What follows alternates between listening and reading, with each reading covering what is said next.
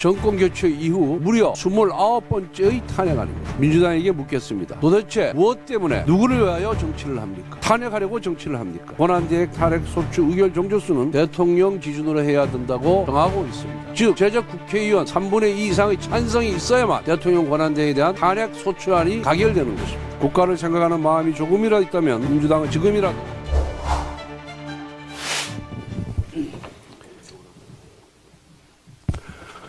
민주당이 대통령 권한대행에 대해서 탄핵 소추안을 발의했습니다.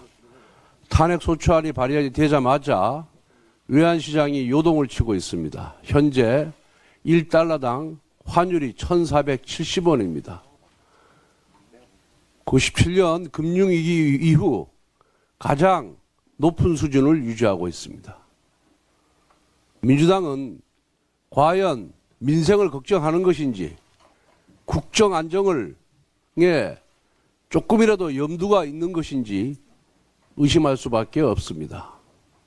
대통령에 대한 탄핵 소추로 외환시장이 출렁거리고 대신인도가 저하됐었는데 그동안 한덕수 권한대행의 노력으로 미국, 일본 등이 외교관계를 정상화하기로 이미 천명을 하였고 그로 인해서 환율과 외환시장과 대신인도를 제대로 방어를 해왔습니다. 그런데 권한대행에 대한 탄핵 소추로 인해서 다시 위기 상황으로 치닫고 있습니다.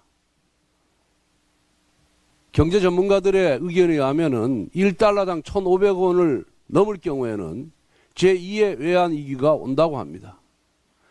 민주당은 자폭적인 권한대행에 대한 탄핵을 당장 멈추고 나라와 국민과 민생과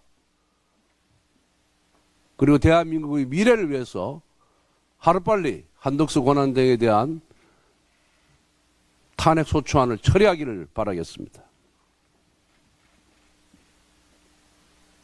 어제 한덕수 권한대행은 대국민 담화를 통해 헌법재판관 임명에 관한 입장을 밝혔습니다. 한 대행은 대통령 권한 행사를 자제하고 국정 안정에 전념해야 하며 여야 합의 없는 헌법재판관 임명은 전례가 없었다고 강조했습니다. 이는 헌정질서의 기본 원칙에 충실한 입장입니다. 그런데 민주당은 권한대행의 담화 직후 즉각적으로 탄핵안을 발의했습니다. 정권 교체 이후 무려 29번째의 탄핵안입니다. 민주당에게 묻겠습니다. 도대체 무엇 때문에 누구를 위하여 정치를 합니까? 탄핵하려고 정치를 합니까? 한덕수 총리 다음에는 누가 또 탄핵 대상자입니까? 경제부총리입니까? 교육부총리입니까? 이러한 민주당의 행태는 연쇄 탄핵범이라고 해도 과언이 아닙니다. 민주당이 헌법재판관 임명 거부를 탄핵의 명분으로 내세웠습니다. 그런데 8년 전 민주당은 권한대행의 헌법재판관 임명을 반대했습니다. 즉 민주당의 탄핵안은 권한대행뿐만 아니라 민주당 스스로를 탄핵하는 자가당착입니다.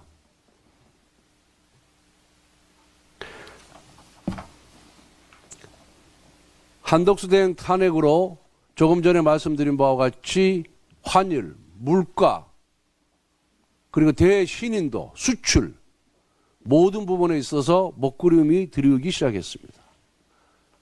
엄청난 타격을 지금 받고 있습니다. 우리 외교도 심대한 타격을 받을 것입니다. 한 총리가 외교 파트너로 인정받아 정상 가동을 시작한 한미동맹, 한일 외교가 또다시 멈춰설 것입니다. 권한대행에 대한 탄핵은 민생 탄핵이며 외교 탄핵입니다. 국정 혼란과 국가적 손실이 불보듯 뻔한데도 민주당이 탄핵을 남발하는 이유는 따로 있습니다. 바로 조기 대선 전국을 유도하여 이재명 대표의 사법 리스크를 덮어버리는 속셈입니다. 5개 재판에 쫓기는 이재명 대표를 위해 조급하게 탄핵안을 난사하고 있습니다. 민주당은 국가나 국민이 어떻게 되건 말건 권력만 잡으면 된다는 생각뿐입니다. 그런데 야당의 폭주를 견제해야 할 우원식 국회의장은 국회 가반으로 권한대행 탄핵이 가능하다며 사실상 민주당과 한몸으로 움직이고 있습니다. 국회의장에게 헌법을 해석할 권한은 없습니다. 위헌적 헌법 해석의 권리는 더더욱 없습니다. 이미 헌법재판소법 해설서부터 권한대행 탄핵 소추 의결 종족수는 대통령 기준으로 해야 된다고 정하고 있습니다. 즉 제적 국회의원 3분의 2 이상의 찬성이 있어야만 대통령 권한대행에 대한 탄핵 소추안이 가결되는 것입니다. 국가를 생각하는 마음이 조금이라도 있다면 민주당은 지금이라도 권한대행에 대한 탄핵을 철회해야 합니다. 그리고 국회의장도 야당의 무차별적인 탄핵 폭주에 제동을 걸어야 합니다. 국정안정이라는 대의에 맞게 의장직을 수행해 주길 바랍니다. 더불어민주당이 연일 한덕수 권한대행에게 내란 특검법, 김건희 특검법을 공포하라고 겁박하고 있습니다. 여러 차례 지적했듯이 쌍특검법은 위헌, 위법 요소로 가득합니다. 즉 민주당은 대통령 권한대행에게 위헌적 행위를 강요하고 있는 것입니다. 우선 계엄 및 김건희 여사와 관련해서는 공수처, 검찰, 경찰에서 이미 속도감 있게 수사 중에 있습니다. 그럼에도 특검을 강요하는 것은 특검의 본래 취지인 예외성과 보충성의 원칙에 반하는 것입니다. 특히 김건희 특검법은 겉포장만 김건희로 되어 있을 뿐 그 내용은 정부, 여당, 즉 여권 전체를 직접 겨냥하고 있습니다.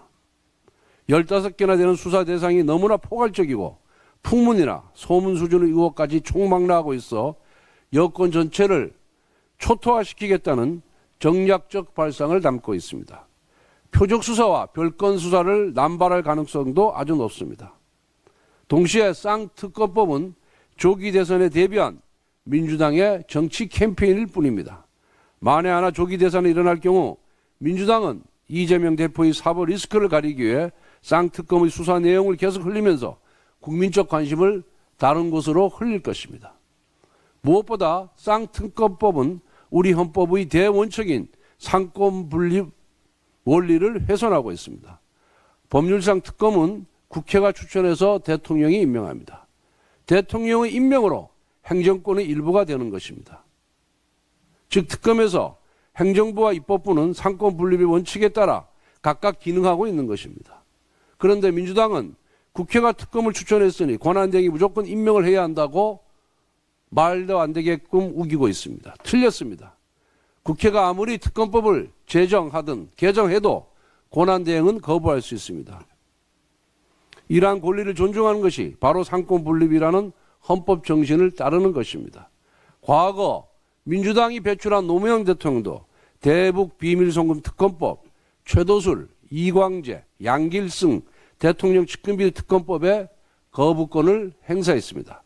당시 노무현 대통령은 국무회의에서 검찰 수사와 소추권은 헌법상 정부의 고유 권한이고 특검은 검찰이 수사를 회피하거나 수사 결과가 미진했을 때 예외적으로 보완 보충이 허용되는 것이 사리라고 하면서 국법 질서 운영의 나쁜 선례를 남겨서는 안 된다는 점에서 제의를 요구하게 됐다고 발언한 바가 있습니다.